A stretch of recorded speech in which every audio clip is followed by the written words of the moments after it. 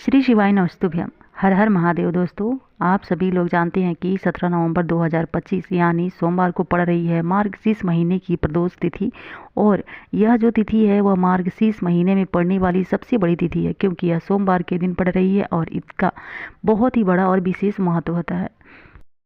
मार्गशीर्ष महीने की प्रदोष तिथि सोमवार को पड़ जाए तो आप लोग तुलसी की सूखी लकड़ी वाला उपाय जरूर कर लीजिएगा। सोमवार प्रदोष व्रत के दिन आप लोगों के यह उपाय जरूर करना चाहिए। बहुत सारे लोग होते हैं कि जिन लोगों ने इस उपाय को नहीं किया होगा, तो आप इस वीडियो को पूरा ज़रूर देखिएगा। और आपसे रिक्वेस्ट है, वीडियो को लाइक शेयर और सब्सक्राइब जरूर कर दीजिएगा और ज़्यादा से ज़्यादा शेयर कीजिएगा अपने फैमिली में, फ्रेंड में, ताकि ये उपाय सभी किसी के पास जा सके।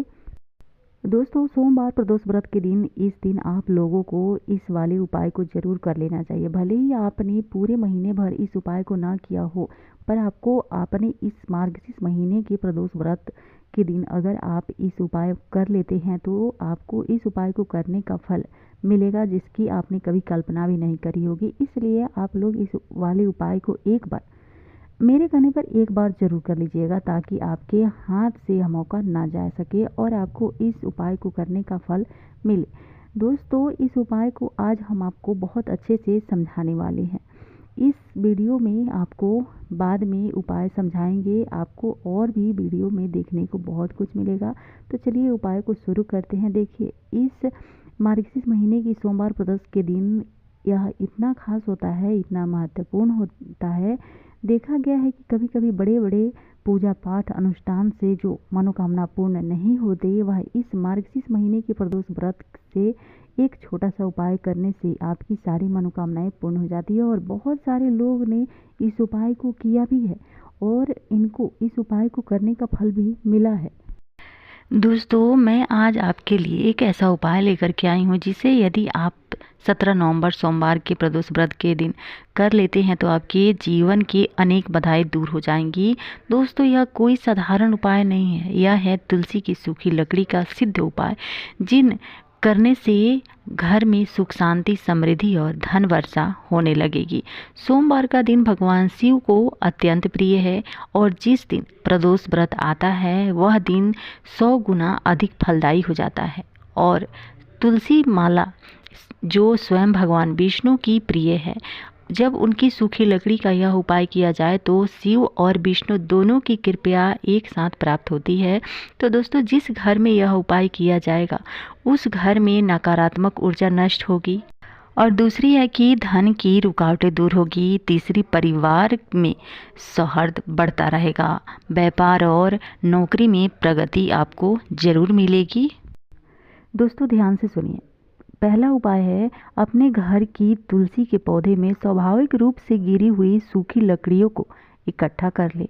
ध्यान रहे, लकड़ियाँ तोड़ी हुई नहीं होनी चाहिए, बल्कि खुद से सूख कर गिरी होनी चाहिए। सोमवार के दिन शाम के समय स्नान करके साफ वस्त्र पहने, घर के मंदिर में दीपक जलाएं और भगवान शिव का ध्यान करें। अब एक थाली में तुलसी की सूखी लकड़ी रखें और उस पर हल्का सा गंगाजल छिड़क दे।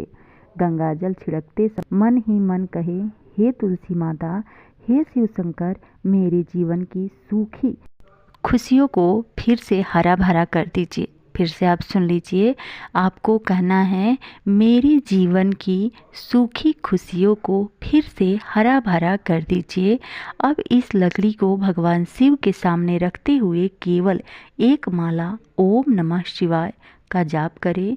दोस्तों, आपका जप ही इस उपाय को सिद्ध करता है।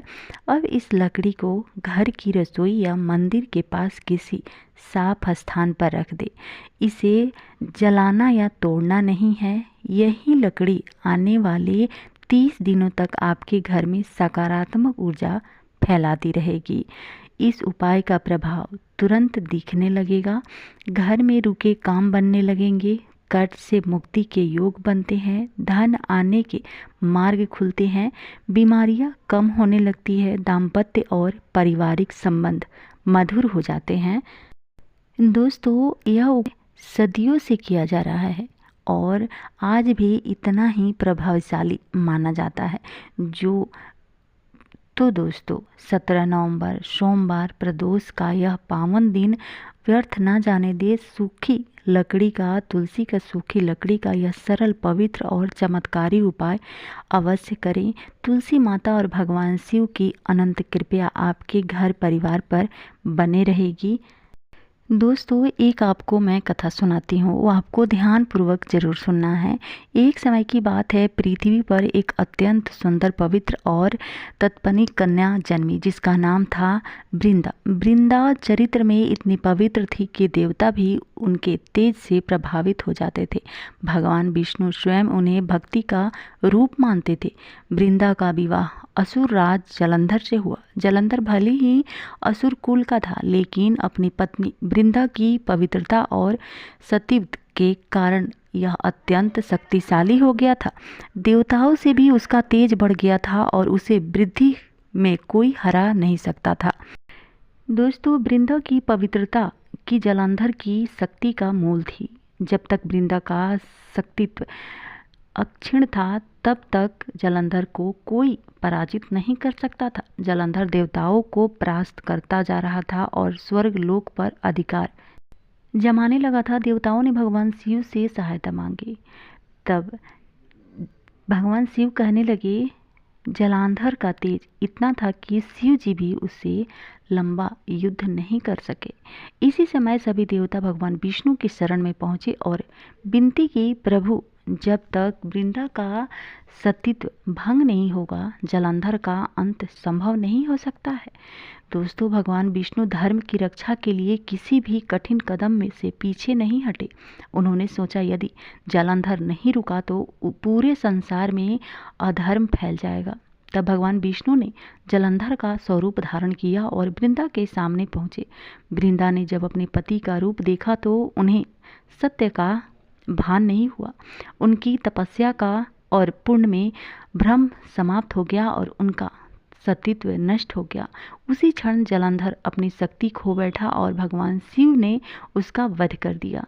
दोस्तों तब वृंदा को पता चला कि उनके साथ छल हुआ है, तो वह भगवान विष्णु के सामने रोते हुए बोली, हे विष्णु, आपने मेरी सतीत्व का हरण किया है, इसलिए भगवान हरि आज से आप भी अपनी पत्नी से वियोग का दुख झेलेंगे। इसी शाप का फल था सीता माता का रावण द्वारा हरण और राम का वनवास में वियोग था। वृंदा ने यह भी कहा, जिस शरीर को आपने छुआ अब वह मेरा नहीं है, मैं तपस्या द्वारा अपने प्राण त्याग दूंगी। और सती वृंदा ने यज्ञानी के प्रवेश कर लिया। उसके शरीर की राख से एक अद्भुत पौधा उत्पन्न हुआ जिसमें दिव्य सुगंध, पवित्रता और शक्ति का, भक्ति का भगवान विष्णु को प्रकट हुई और बोले, वृंदा अब से तुम तुलसी नाम से पूजित मानोगी। तुम्हारी पूजा के बिना मेरा कोई भी पूजा पाठ पूर्ण नहीं होगा। जो भक्त तुलसी को अष्टपुष्ट करेगा वह पवित्र होगा। तुम्हारी पूजा से ही मेरी नारायण स्वरूप की पूजा पूर्ण मानी जाएगी। इसी प्रकार वृंदा देवी तुलसी माता बन गई, विष्णु की अति प्रिय, भक्ति का स्वरूप और सभी देवताओं की आराध्या।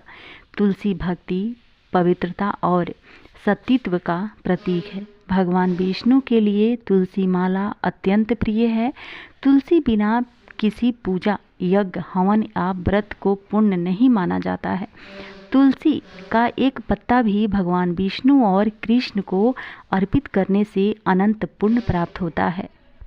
दोस्तों दूसरा उपाय बताने से पहले आपको एक बात बताना चाहती हूँ।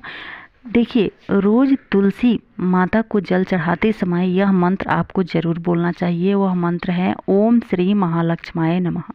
और एक पत्ता तुलसी का लक्ष्मी जी के चरणों में रखें। कुछ ही दिनों में रुके हुए पैसे आने लगेंगे। व्यापार, जॉब दोनों में लाभ आपको जरूर मिलेगा। दोस्तों शनिवार की शाम को तुलसी के पौधे के पास सरसों के तेल का दीपक जलाएं। यह दीपक घर के सभी दोष, नजरबट्टू और नकारात्मक को समाप्त करता है और घर में सुख शांति बढ़ती रहती है। जो घर में तनाव है वो सब कुछ दूर होता है। तुलसी के 5 पत्ते रोज सुबह खाली पेट जल में डालकर सेवन करें। यह उपाय मानसिक तनाव, थकान, बार बार बीमार पड़ने से राहत देता है। ध्यान पवित्र उद्देश्य से आपको करना चाहिए। रोज़ शाम परिवार का कोई भी सदस्य तुलसी माता के सामने 3 बार शांति कहे, फिर तुलसी के पास घी का दीपक जलाएं। घर में प्रेम बढ़ता है और इससे घर में लड़ाई झगड़े नहीं होते हैं, तकरार नहीं होती हैं। तुलसी का सूखा पत्ता आपकी तिजोरी या बैंक बॉक्स में रखें, परंतु उसे हर दिन बदल दें। यह उपाय धन स्थिरता करता है और व्यापार में तेजी से व्यापार बढ़ता है। किसी की नज़र नहीं लगती है और घर में सुख शांति बनी रहती है। दोस्तों तुलसी की जो पत्ता होता है, किसी भी मंगलवार या शुक्रवार को तुलसी के 11 पत्तों से एक माला बनाकर किसी भी देवता को अर्पित करें।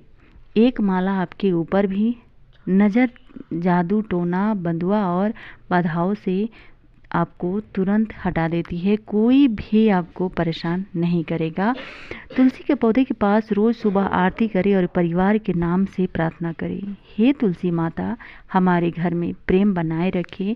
दोस्तों यह उपाय घर में कलह, टेंशन और रिश्तों में करवाहट जो होता है वो दूर करता है। दोस्तों आपको यह वीडियो पसंद आया हो तो वीडियो को लाइक कर दीजिए, चैनल को सब्सक्राइब भी ज़रूर कर लीजिएगा। आपसे मैं पहले भी कही थी कि ज़्यादा से ज़्यादा लोगों तक शेयर कीजिएगा ताकि लोगों तक ये उपाय पहुंच सके और सभी लोग इस उपाय को कर सके। मैं ज़्यादा से ज़्यादा कोशिश करती हूँ कि आप लोगों के पास अच्छे से अपना जो भी मैं उपाय जानती हूँ वो आप लोगों के पास मैं ज़्यादा शेयर करूँ, आप लोगों को मैं बताऊँ कि आप लोगों को भी सब कुछ पता चले कि मैंने क्या होता है क्या नहीं होता है। तुलसी की लकड़ी से क्या होता है, तुलसी के पत्ते से क्या होता है, आपको कहानी भी सुनी होगी। तो आपसे बस यही रिक्वेस्ट है कि आप प्लीज़ वीडियो को लाइक, शेयर और सब्सक्राइब जरूर कर दीजिएगा और ज़्यादा से ज़्यादा लोगों तक शेयर जरूर कीजिएगा। वीडियो को देखने के लिए आपका बहुत बहुत धन्यवाद।